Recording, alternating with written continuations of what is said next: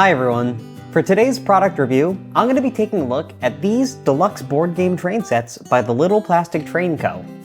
These will upgrade the look and feel of your games, and come in 5 different highly detailed types: the Mercury, the Midnight Express, the Hornet, the General, and the Sunset.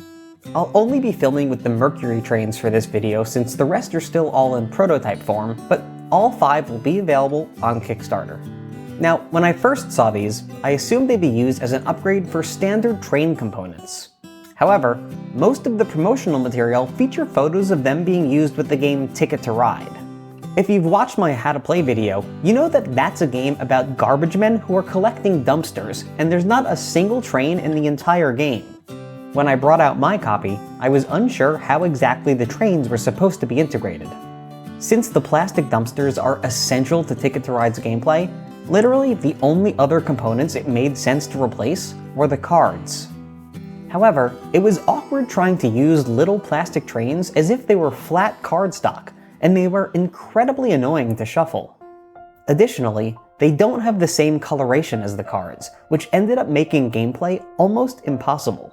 On top of all that, the little plastic trains look so similar to the Ticket to Ride dumpsters that I kept confusing the two of them, especially if the dumpsters accidentally got turned upside down. I was truly dumbfounded as to why the Little Plastic Train Co. chose Ticket to Ride as the game to feature in all their ads, and decided it might be better for me to try them with a game that actually features a train. So I got out Colt Express.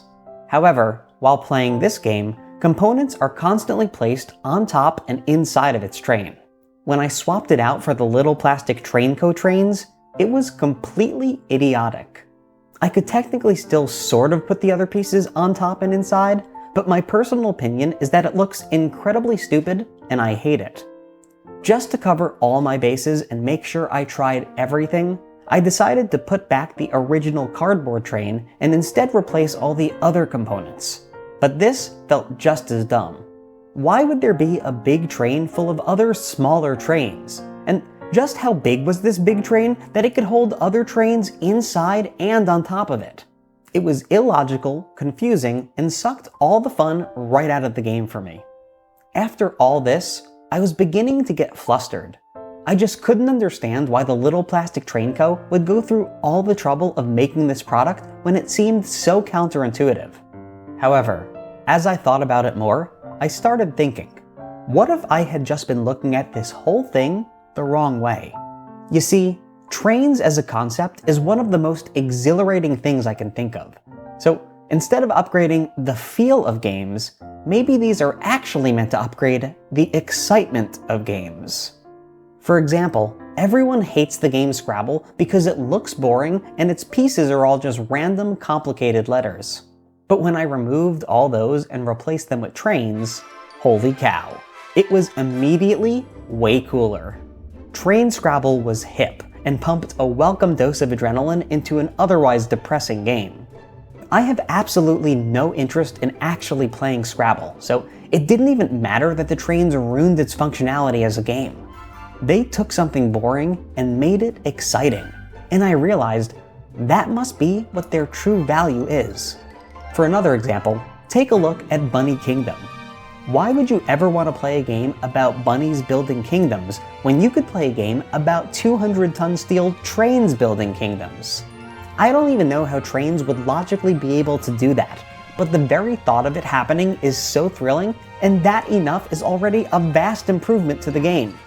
I ended up going through my collection, finding my most tiresome games, and adding little plastic trains to all of them. In the Oregon Trail, you play as pioneers slowly traveling across the country in a covered wagon, right? Wrong. Now you're traveling in a hyperspeed train.